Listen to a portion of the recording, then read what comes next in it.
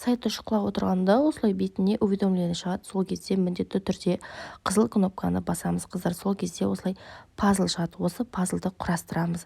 Егер сіздер X-ті басып жіберетін болсаңыздар, онда сізді ұзақ уақытқа дейін сайтқа кіргізбей тастауы мүмкін. Себебі бұл хакерлерден қорғану мақсатында жаңағыдай сондай проверка, роботсың ба, робот емессің ба деген сияқты. Пазлды осылай құрастырамыз, до конца апарып, дұрыстап, содан соң дальше сайтқа ағарай жалғастырып кіріп отыра бересіздер.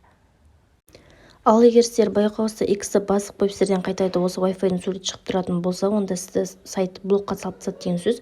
3 күн, 1 жеті не 10 күннің ішінде шығарады. Оған дейін осылай болып тұрады. Проверка жалғыз пазл сурет болмауы мүмкін, ол басқаша да болуы мүмкін. Себебі Pinduoduo сайтына ай сайын обновление жүріп отыр. Қандай да бір проверка болса да, соңына дейін жеткізіп, мұқият болыңыздар. Себебі жаңадан аккаунт аша беру ол өте қиын. Себебі қазір номерлерге код келіп болмайды.